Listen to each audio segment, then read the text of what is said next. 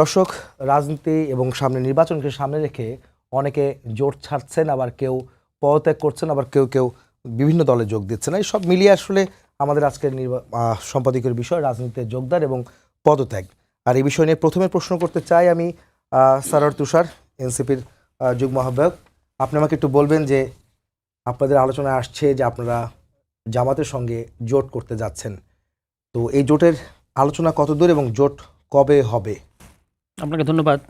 এটা ঠিক ওই অর্থে জোট না, মানে যেটাকে আমরা বলি যে রাজনৈতিক জোট বা আইডিওলজিক্যাল মতাদর্শিক জোট, সেরকম কোনো জোট নির্বাচনী জোট বলা যায়। একটা নির্বাচনী সমঝোতা হবে, আন্ডারস্ট্যান্ডিং, মানে আমি আপনাকে একটা জায়গায় স্পেয়ার করবো, আপনি আমাকে একটা জায়গায় স্পেয়ার করবেন, এই ধরনের আলোচনা হচ্ছে।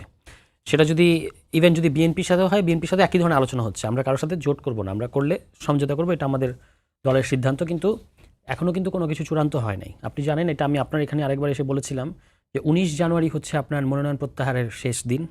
এর আগ পর্যন্ত এটার ব্যাপারে, মানে এটার নেগোসিয়েশনটা ওপেন থাকবে। তো যদি এর মধ্যে হয়ে যায়, কথাবার্তা যেদিকে ভালো আগাবে সেদিকে নিশ্চয়ই একটা সিদ্ধান্তে আমরা যাব। এবং এটা খুবই স্পেসিফিক সংস্কার ইস্যুতে আমরা যেটা বলেছি যে রিফর্ম এবং গণভোটকে জেতানো, কারণ অনেক জায়গায় গণভোটের পক্ষে না ক্যাম্পেইন হচ্ছে। তো গণভোটকে জেতানো একটা আমাদের গুরুত্বপূর্ণ লক্ষ্য। আর একটা হচ্ছে আপনার এখানে বহুদলীয় গণতন্ত্রটাকেও সেফগার্ড করা দরকার আছে। বহুদলীয় গণতন্ত্রের কথাটা কেন বললাম, আপনি দেখতে পাচ্ছেন যেটা দিয়ে আপনি ইন্ট্রোটা শুরু করেছেন যে নিজের দল বিলুপ্ত করে দিয়ে অন্য বড় দলে জোটে চলে যাচ্ছে, কিংবা নিজে হয়তো একটা দলের সাধারণ সম্পাদক সেই দলের পদত্যাগ করে আরেক দলে যোগ দিচ্ছে। শুধুমাত্র কেন? কারণ ওই যে আরপিওর মধ্যে যে একটা এবার একটা সংশোধনী আনা হয়েছে যে আপনি জোট করলেও আপনাকে আপনার মার্কায় ইলেকশন করতে হবে। এটা কিন্তু এই যেগুলো আপনার ভুইফোর সাইনবোর্ড সর্বস্ব যে রাজনৈতিক দলগুলো, মানে এক ব্যক্তি সর্বস্ব, এরা হচ্ছে আপনার তাদের নিজের মার্কায় ইলেকশন না করার জন্য মরিয়া হয়ে উঠেছে। হাইকোর্টেও রিট হয়েছিল, পরে এটা খারিজ করে দেওয়া হয়েছে, এগুলো সব আমরা দেখেছি। এবং তারা বিএনপিকে ব্যাপকভাবে সার্ভিস দিয়েছে আপনার এই জাতীয় ঐক্যমত্য কমিশনে। এবং তখন বিএনপি বলেছে যে আমাদের সাথে 90% দল এই জিনিসটা চায়, কিন্তু সেই 90% দল এখন দেখা যাচ্ছে সব নিজের দল বিলুপ্ত করে দিয়ে বিএনপিতে যুক্ত হয়ে যাচ্ছে। তো আমরা তো বহুদলীয় গণতন্ত্র চাই, বিএনপির পলিটিক্যাল প্রজেক্ট হলো বহুদলীয় গণতন্ত্র। কিন্তু এই যে ঘটনাটা, এটা একটা মাৎস্যন্যায়ের মতো, বড় মাছ আসলে ছোট মাছকে গিলে খেয়ে ফেলছে। আমরা দেখতে পেলাম একটা ভিডিও, সেখানে মির্জা ফখরুল ইসলাম আলমগীর সাহেব, সম্মানিত রাজনীতিবিদ, তিনি এক দলের প্রধানকে বলছেন করেন বিলুপ্ত করেন, আপনার দল বিলুপ্ত করেন। এইভাবে মানে বিলুপ্ত, মানে কথায় মুখের কথা হয়ে যাচ্ছে, এবং বললেন আমি আমার দল বিলুপ্ত করিলাম। এই পরিস্থিতি, এখন এই পরিস্থিতিতে আমাদের বহুদলীয় গণতন্ত্রের স্বার্থে নিজের মার্কা ইলেকশন করতে হবে। এবং সেই কারণে আমরা এমন সিদ্ধান্ত নেব যে যদি জোট করি আর সমঝোতা করি, যাই করি, আমাকে আমার মার্কা ইলেকশন করতে হবে। আর দ্বিতীয়ত হচ্ছে যারা গণভোটের যে স্লিপিং যে না ক্যাম্পেইনটা চলছে, আমরা এলাকায় যখন আমরা দেখতে পাচ্ছি যে কারা কি উদ্দেশ্যে না ক্যাম্পেইন করতেছে, তো সেইটার বিরুদ্ধে একটা মানে পদক্ষেপ দরকার। তো এই সমস্ত কিছু মিলিয়ে আমাদের সিদ্ধান্তটা আসবে। ইতিমধ্যে আমরা এই 29 তারিখ তো আপনার সাবমিট করার দিন, মনোনয়নপত্র সাবমিট করতে হবে। আমরা যথারীতি আমাদের সেরকম নির্দেশনা দেওয়া আছে যে আমাদের মনোনয়নপত্রটা আমরা সাবমিট করব, এবং তারপর জোটের খবর আপনারা হয়তো সপ্তাহখানে কিংবা 3-4 দিনের মধ্যে আমরা একটা কিছু জানতে পারবো। না, আলোচনা চলছে, কিন্তু আসলে আপনারা যদি একটু খোলাসা করে বলেন যে কত আসন চাচ্ছেন, কত আসন ছাড়তে চায়, বা এইসব বিষয় নিয়ে তো আসলে তো সমঝোতা তো আসলে এইসব বিষয় নেই, তাই না? না, সমঝোতা শুধু এইসব বিষয় না, সমঝোতা হচ্ছে না, সংস্কার বিষয়টা আছে। হ্যাঁ,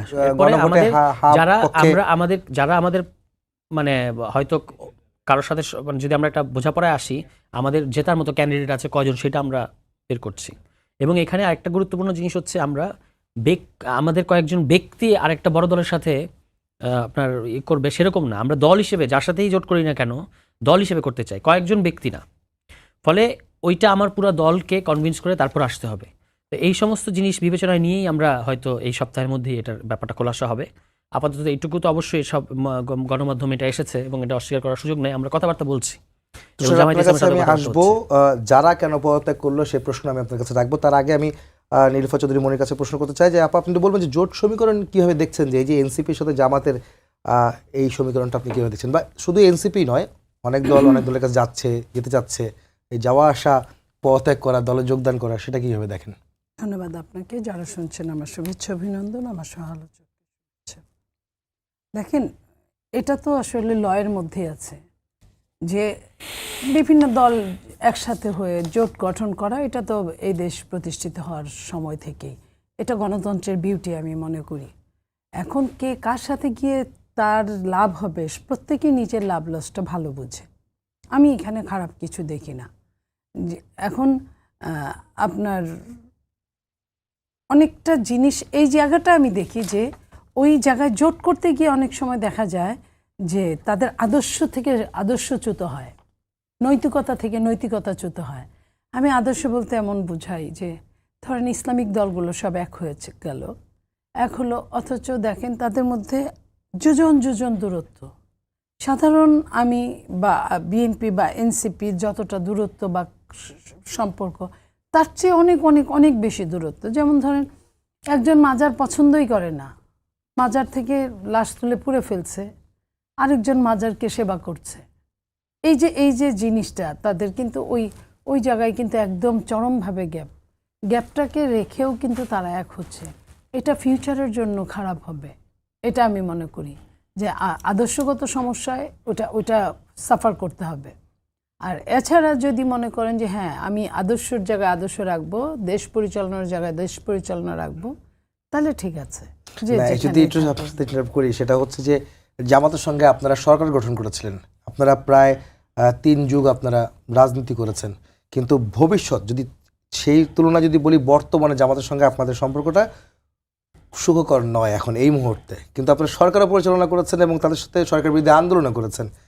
এমন কোনো সংকট দেখবেন কিনা সামনে, যেরকম জোট করলে আদর্শগত পার্থক্য থাকলেও কিন্তু জোট করলে আসলে খুব বেশি সুবিধা হবে না, বা আপনার কথা যদি বলি ভবিষ্যৎ ভালো হবে না?